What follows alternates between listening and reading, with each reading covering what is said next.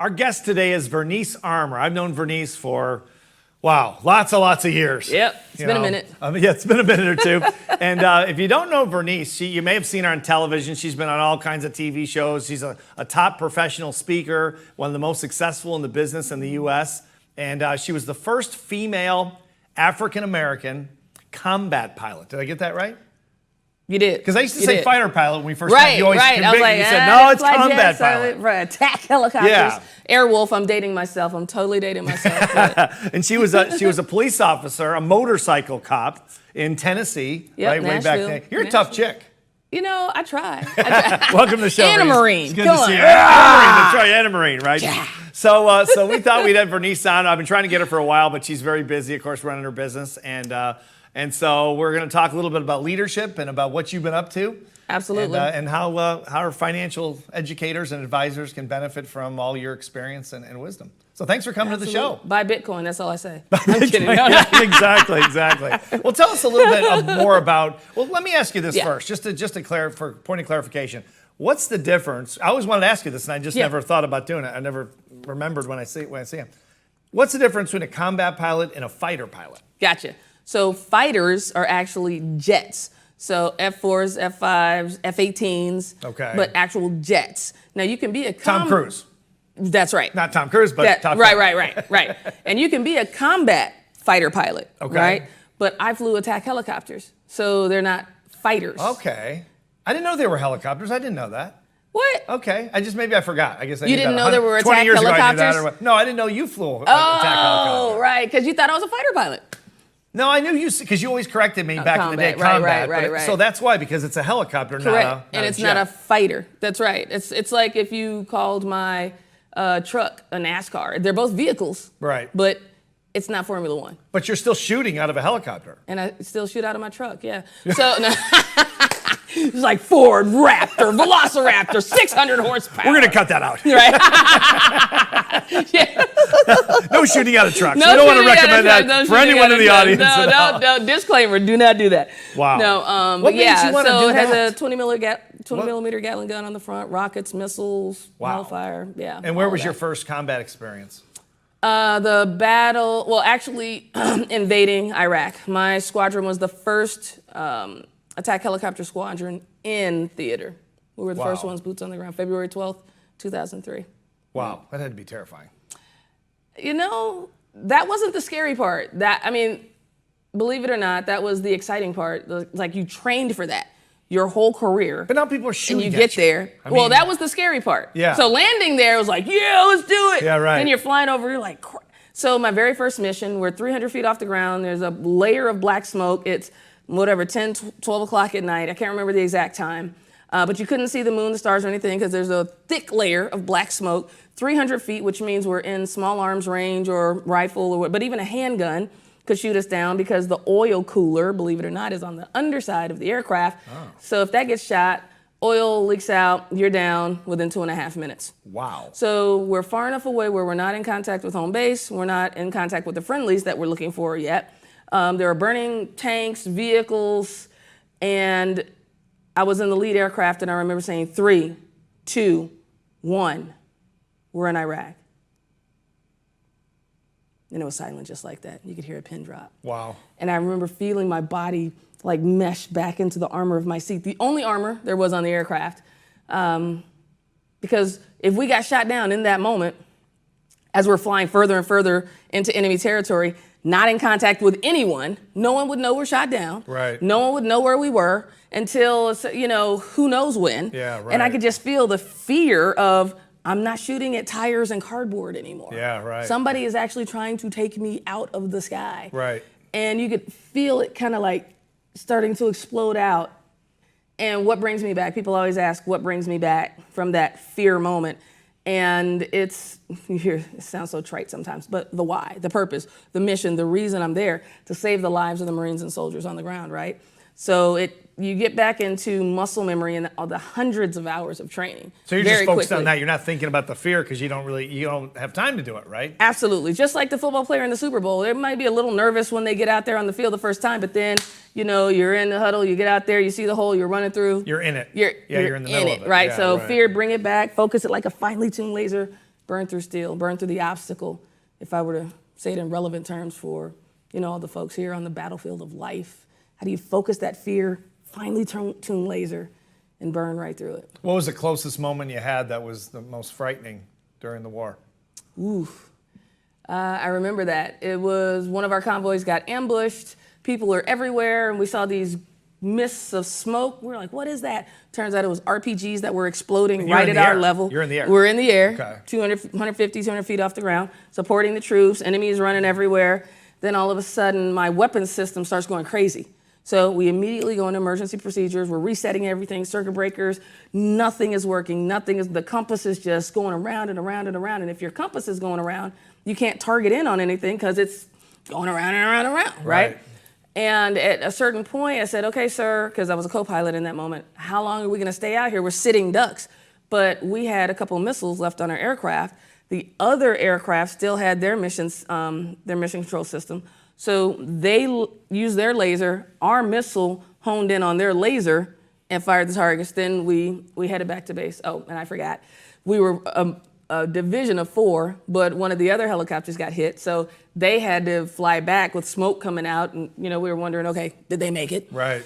And when we got back, we did the debrief and, the checking out the aircraft after we land. There were 3 bullet holes, one through the tail rotor. In your aircraft? In my aircraft, right. Wow. And it went right through the tail rotor, right through the middle. And you've seen that, when you stand on a Coke can and it can take all your weight, but if you ding the side of it, it crumples. Sure.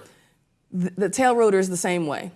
The reason I'm still here today talking to you is because the bullet went right through the middle.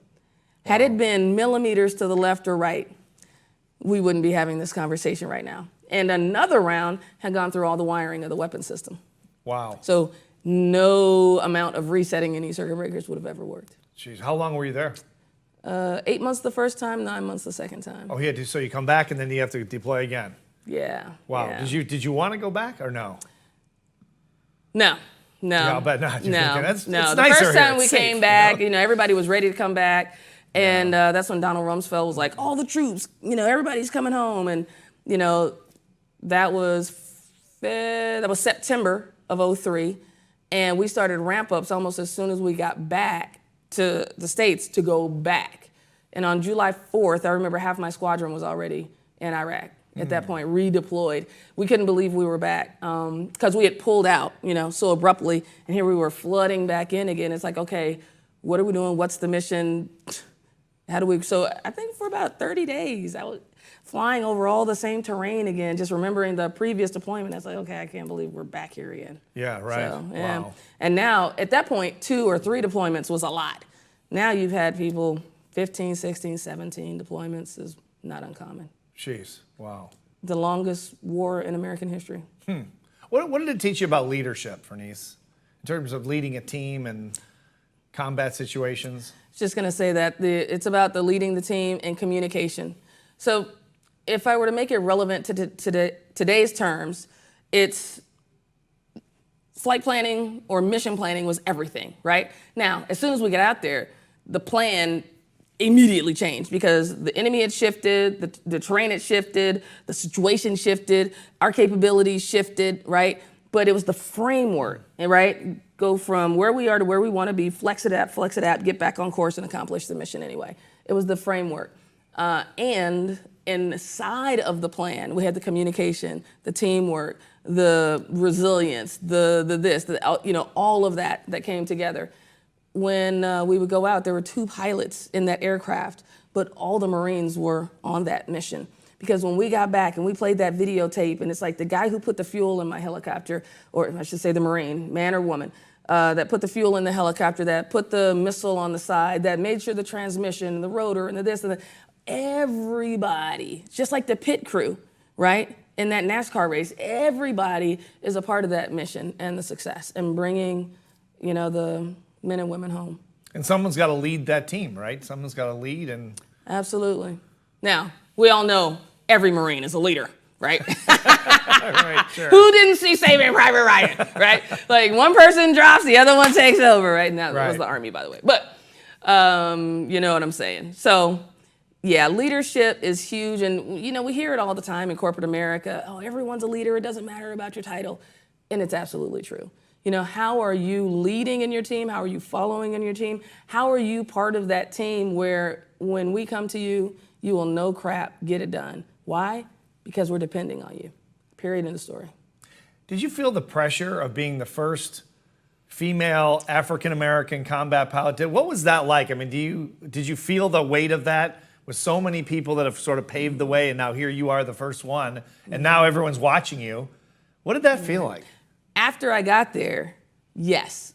Well, I didn't even know before I got there. It was crazy because the Oprah show called me up and I hear Oprah's voice. She's like, hey, Vernice, how does it feel about? I'm like, oh my God. I remember you on Oprah. Yeah. Right, yeah. right. So that's how I found out in the very beginning, right? And then it was verified by DOD. That you were the first one. Right. Oh, you didn't know it before. I didn't know. Now, I was Okay. the first black female pilot in the Marine Corps Okay. at that time. Wow. But I had never been to combat. So Okay. I didn't become right. America's first combat pilot Oh, right. until, and the Didn't think about that, reason, yeah.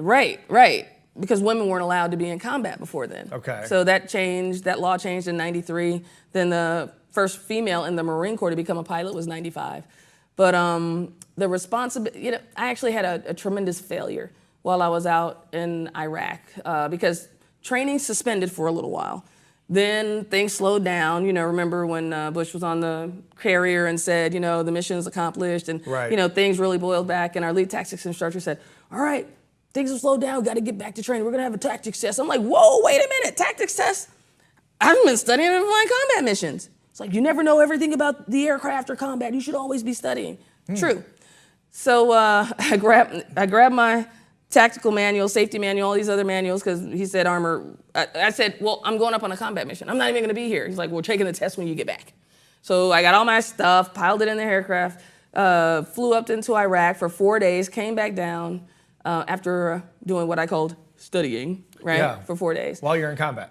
Well, Or while you're in a combat zone. absolutely, I should say, right? yeah. We were on call, You're and studying. right. That seems a little Trying weird. to anyway, trying to. Right? It was. Yeah, that's a little strange. And 15 minutes later, into that test, PowerPoint's on the wall, slide, tactic questions.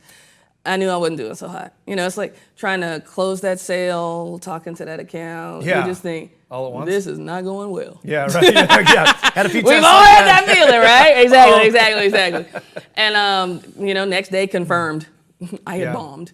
And I was devastated. Why? Because I knew everyone was watching. How are women going to perform in combat? How are women going to get along with the guys? How are women going to handle the stress? How are women going to fly the attack helicopter? And I felt like I'd let women down, black folks down, the Marine Corps down, my family down. Well, you were kind of busy in combat, weren't you? Right. Like, when are you supposed to study? Right. When they're not shooting at but you? still, I mean, everybody didn't fail the test. yeah. Right, there were 21 first-year pilots, of which I was one. And I was the senior. I was the first one to get to the squadron. So more was expected of me there as well. Now, You're the only female at this point. Yes. Wow. Yeah. So that's got to be really pretty Yeah, daunting. it was deep. Yeah. Did they give you a hard time? Well, it depends on who the guy was. Yeah, okay. Some guys were cool, some weren't.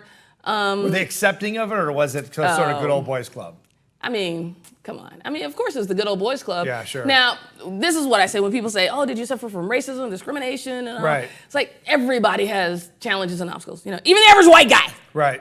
has challenges and obstacles, Sure. right? Right. Do you have any? Never been discriminated Never? against, so I don't No, think that I no, ever no. noticed. Right, Because we get a right. break on that. But everyone has challenges and obstacles, how we navigate those challenges and obstacles. Now, Sure. when it comes to discrimination or racism, I was walking down the hall. It was morning time. I said, hey to Joe. Joe looked me in the eyes just like you're looking at me now. And he kept walking. I'm like, geez, what's... Now, I can quickly jump to the, assumptions of, well... But the truth is, number one, everybody has tension. I mean, how long you been married? 37 years. You ever had an argument? No, never an argument. Ever wake up in the total morning? fist fight. Right. A wrestling match, never an argument. Oh, it's like you can wake up in the morning and say, "Hey, honey." Whoa, I mean, you Yeah. wake up on the wrong side of the Course, bed, right? course, So yeah. it's like if it happens with the people we love, it's gonna happen with the people we don't. Right. So I didn't know why Joe was like that in that moment. It could have been because I had short hair, because I didn't like my motorcycle, my corny jokes. I could bench press more than him, or that I was black, gay, or a woman. Right, yeah. You just covered all the minorities. I know, talk You just about wanted to have all the intersectionality, like, minorities. One minority's not enough for you, Vernice. You had to have all of them put vet, together. mom, I mean, what else you want me to throw in there? But the moment I took my focus off of why I was there, Okay. lives were at stake. Okay. All because Joe didn't say hello. So you didn't feel sorry for yourself? I did. But as my mom said, you know, you didn't work this hard, this long to give up now. Stop crying, dry your eyes, and go back to work. So how did you get yourself out of that? You just told yourself that, or? No, my mom told me to stop crying, dry your eyes. Because literally one morning I was like at my breaking point. I grabbed my keys, I drove to the beach, which was 5 minutes away. I was based at Pendleton. And I called my mom and I said, I am done. I am ready to just rip these wings off, throw them on the ground, and walk away. And that's what she said. Stop crying, dry your eyes. You did not work this hard, this long to give up now. And my lesson in that is sometimes, there are times, probably many times, we need the support of our network, the people outside of us. I mean, when you look at WealthWave and, you know, all the financial things we're doing here, and the network, the information, the knowledge that we're supporting our folks, nobody's out here doing it solo. We all need the team in the community. Sure.